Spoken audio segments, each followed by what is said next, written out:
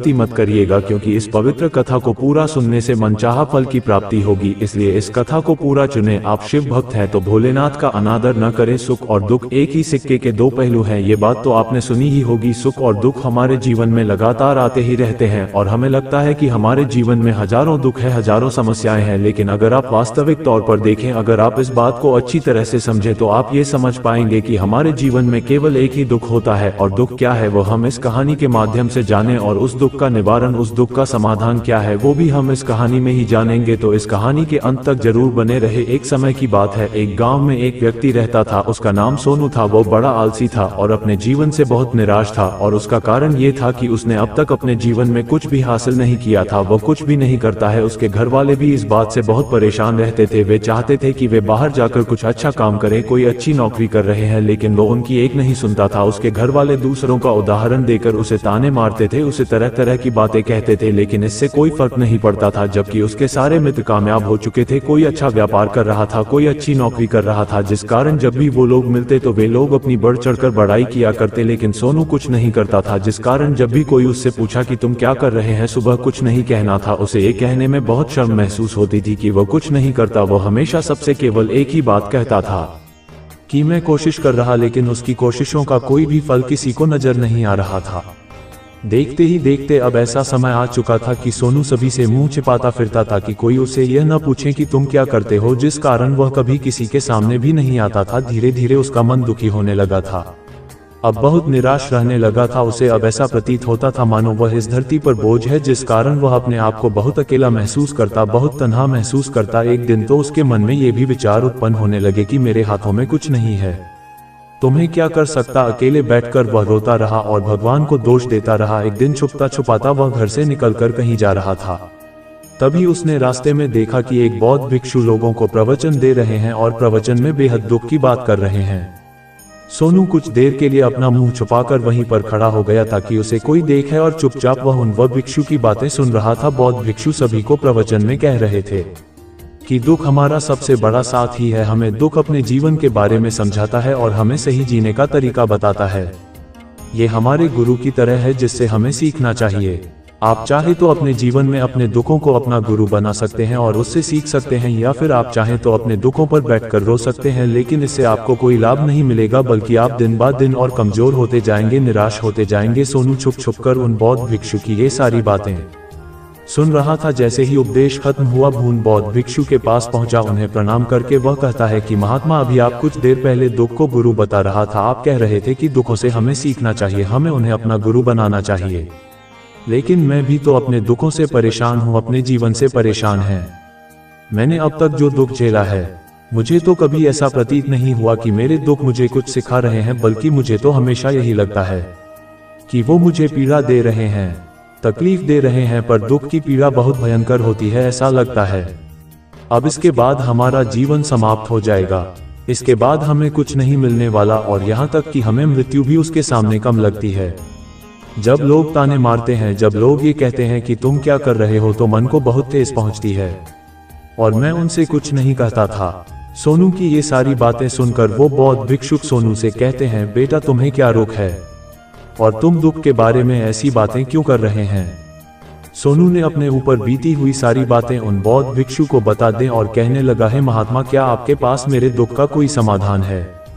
सोनू की यह बात सुनकर वो बौद्ध भिक्षु मुस्कुराने लगे और सोनू से कहते हैं, बेटा जब तुम्हारे जीवन में कोई असली धोखा है तब तुम मेरे पास आना, मैं इसका समाधान तुम्हें अवश्य बताऊंगा। उन बौद्ध भिक्षु की यह बात सुनकर सोनू थोड़ा सा अचरज में पड़ गया। उसे यह समझ नहीं आ रहा था कि क्या उसने अब तक जो दुख झेला है वह असली दुख नहीं है। उसने जो अब तक पीड़ाएं सही है, जुटाने सही है, जो तकलीफें उठाए हैं, क्या वह असली दुख नहीं है। आगे वह मन ही मन अपने आप से कहता है कि जब मुझे मेरे अपनी नहीं समझ पाए तो ये बौद्ध भिक्षु मुझे क्या समझेंगे। इतना सोचकर वह वहां से चला गया। सभी लोगों के ताने सुन सुनकर सोनू बहुत थक चुका था, तो बहुत निराश हो चुका था, जिस कारण उसने निर्णय लिया कि वह अब कुछ करके दिखा।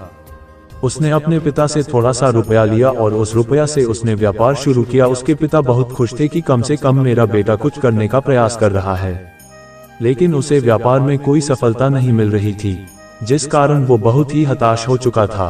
वह बहुत निराश हो चुका था। उसे ये समझ नहीं आ रहा था कि वह क्या करे, किस तरह से अपने व्यापार को आगे बढ़ाएं।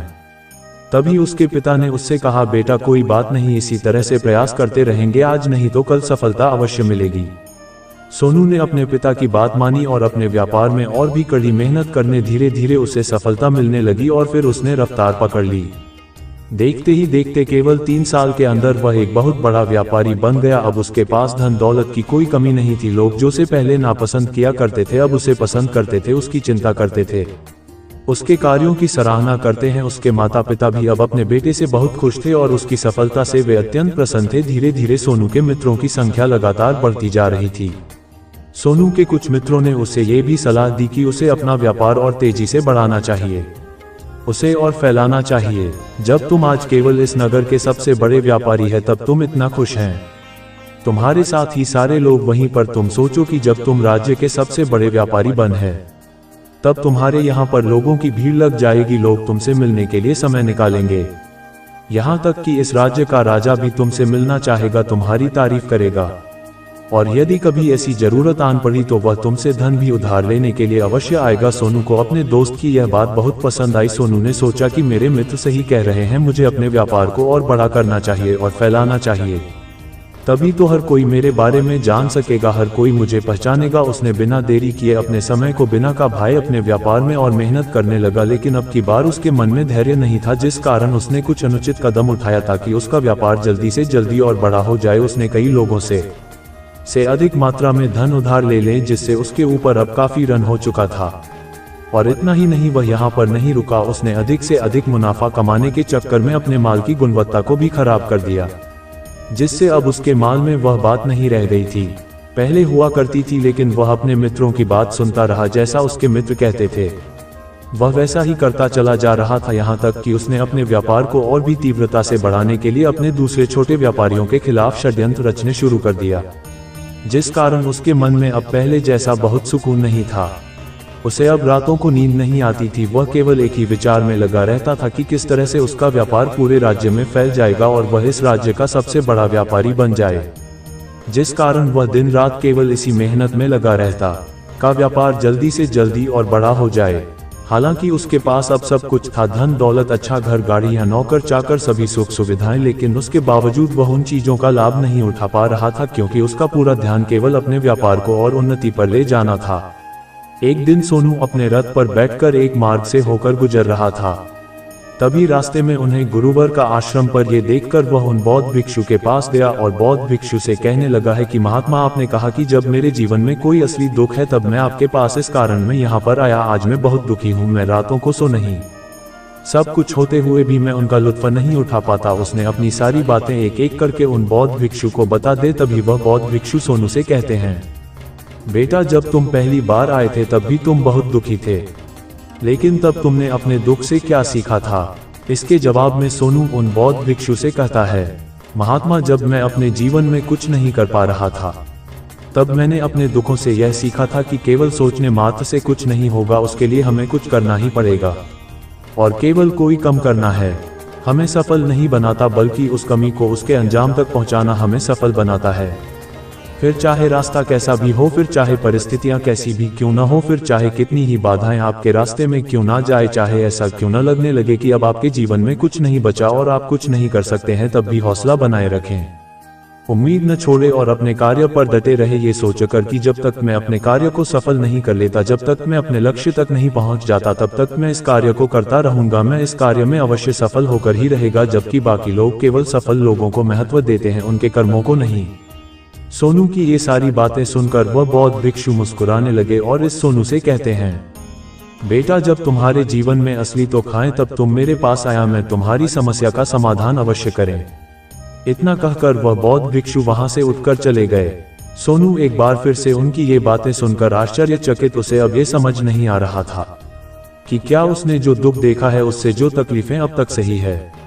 जब असली दुख नहीं है, उसके मन में अब एक सवाल उत्पन्न होने लगा कि अपनी दुख क्या है और इसकी पहचान क्या है, और मुझे कैसे पता चलेगा कि इस समय में असली दुख में, लेकिन उसने कुछ नहीं। मैं ये सब सोच ही रहा था कि तभी वह बौद्ध भिक्षु सोनू के पास एक बड़ा सा घड़ा लेकर पहुंच जाते हैं।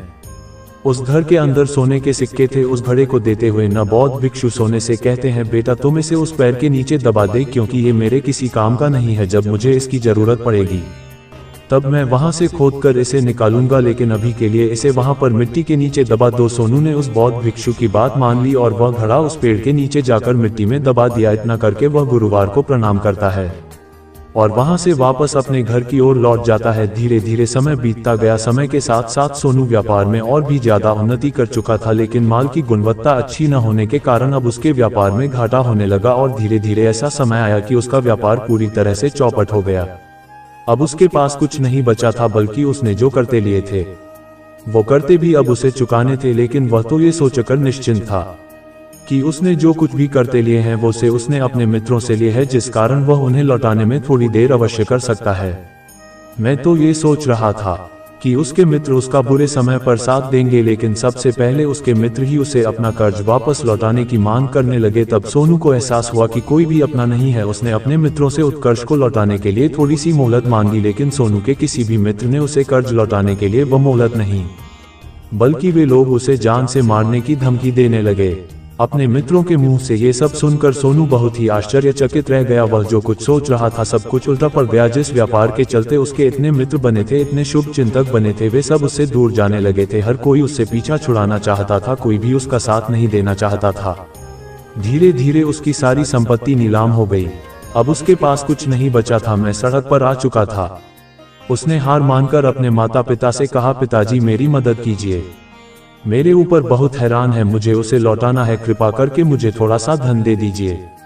इस पर सोनू के पिता ने सोनू से कहा, बेटा मेरे पास तो लुटेकर बस यही एक छोटा सा घर है, अगर ये अभी मैं तुम्हें दे दो, यदि मैं इसे भी बेच दूं तो मैं और तुम्हारी माँ कहाँ रहेंगे?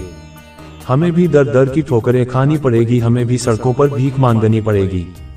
ले देकर अब हमारे पास केवल यही संपत्ति बची है, इसलिए मैं तुमसे क्षमा मांगता हूँ। अपने माता पिता के मुख से ये सुन सोनी चुपचाप वहां से चला गया और मन ही मन सोच रहा कि अब मेरे पास कुछ नहीं बचा, जो था वह तो सब लुट गया, बर्बाद हो गया। अब मैं जीकर क्या करूंगा? अब मेरे पास केवल एक ही रास्ता है जिससे मैं अपने कर्जदारों से अपना पीछा छुड़ा सकता है।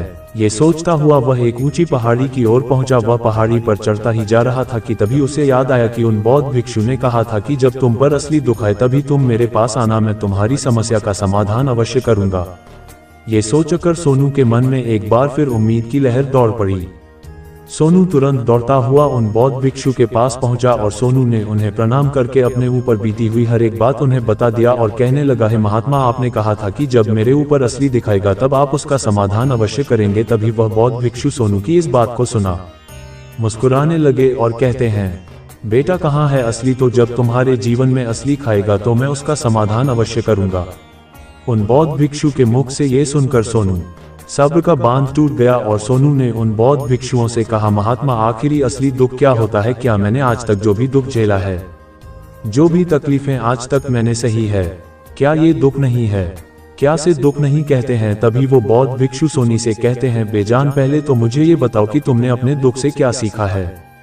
इसका जवाब देते हुए सोनू उन बौद्ध भिक्षु से कहता है, ही महात्मा, मैंने तो यही देखा है कि जो लोग तुम्हारी तरक्की में तुम्हारा पीछा करते हैं, तुम्हारे साथ जुड़ते हैं, वो लोग तुम्हें अवश्य धोखा देंगे, क्योंकि ऐसे लोग बुरे समय पर तुम्हारा साथ नहीं देने वाले बल्कि तुम्हारा फायदा उठाने का प्रयास करेंगे। इसलिए ऐसे लोगों पर भरोसा न करें, बल्कि जो लोग तुम्हारी असफलता के समय पर, तुम्हारे बुरे समय पर तुम्हारे साथ खड़े हैं, वही तुम्हारे असली मित्र हैं और वही तुम्हारे साथ रहते हैं। और ऐसे लोग तुम्हें बहुत कम मिलते हैं और जिन्हें भी ऐसे लोग मिलते हैं उन्हें हमेशा उनकी कदर करनी चाहिए। आगे सोनू उन बौद्ध भिक्षु से कहता है कि जब तुम कोई कार्य कर रहे हो तो उसे पूरी ईमानदारी से करो, धैर्य रखो, लालच न करो और अपने लक्ष्य तक पहुंचने के लिए किसी के लिए भी कोई षड्यंत्र रचा, क्योंकि ऐसा करने से तुम्हारे साथ ही बुरा होगा और तुम्हें हमेशा नुकसान में हो। सोनू की ये सारी बातें सुनकर बौद्ध भिक्षु उस पेड़ के पास पहुंचे। उन्होंने गड्ढा खोदा और घाघरा निकालकर उस सोनू के हाथ में थमा दिया, जिसमें सोने के सिक्के भरे हुए थे। भखारा सोनू के हाथ में थमाते हुए उन बौद्ध भिक्षुओं ने कहा, लो इसे पकड़ो और जब तुम्हारे जीवन में असली दुखाए तब तुम मेरे पास आना, मैं इसका समाधान अवश्य करूंगा। सोनू अब भी बड़ी अचरज में, उसे ये समझ नहीं आ रहा था कि आखिर ये असली दुख लेकिन उसने अपने हाथों में पड़े हुए खड़े करेगी, जिसके अंदर सोने के सिक्के थे। ये देखकर उसे मन ही मन ये लगा कि चलो अब तो थोड़ी सी राहत अवश्य हो जाएगी, मैं अपने मित्र का वो कर्ज लौटा सकूंगा और एक नया व्यापार भी फिर से आरंभ कर सकूंगा। जिस कारण उसने उन बौद्ध भिक्षुओं को प्रणाम किया, उनका धन्यवाद किया और वहां से चल पड़ा। सोनू ने उस सोने के सिक्कों से सभी का कर्जा लौटा दिया और अपने लिए एक बार फिर से नया व्यापार शुरू किया। व्यापार छोटा था, लेकिन अब की बार सोनू बहुत खुश था। उसने पूरी ईमानदारी, मेहनत और लगन के साथ अपने व्यापार पर काम किया और देखते ही देखते एक बार फिर से वो एक बड़ा व्यापारी बन गया। लेकिन अब की बार वो बहुत खुश था,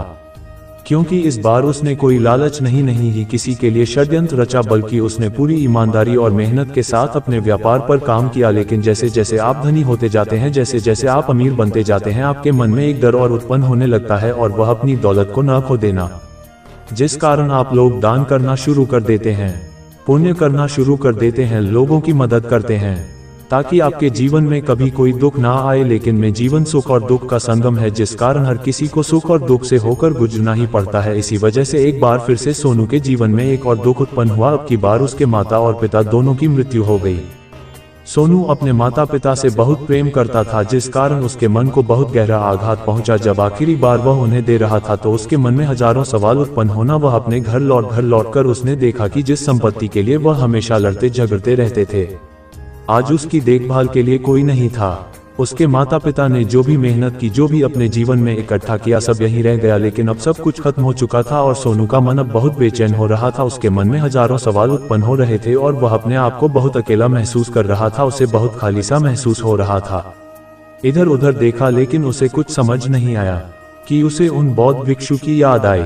वे तुरंत ही भागा उन बौद्ध भिक्षु के पास पहुंचा। उसे देखते ही उन बौद्ध भिक्षु ने सोनू से सवाल किया और कहा, क्या बात है बेटा, क्या कोई फिर से दुकान पड़ा है? तभी सोनू ने कहा, नहीं गुरुदेव, अब तो सब ठीक है, लेकिन आज मेरे माता पिता की मृत्यु हो गई और मैं बहुत अकेला महसूस कर रहा हूँ। मैं बहुत दुखी महसूस कर रहा हूँ, जैसे कुछ खाली सा है, जैसे कुछ अकेलापन साथ। तभी वह बौद्ध भिक्षु सोनू से कहते हैं, बेटा, इसमें दुखी होने वाली बात क्या है?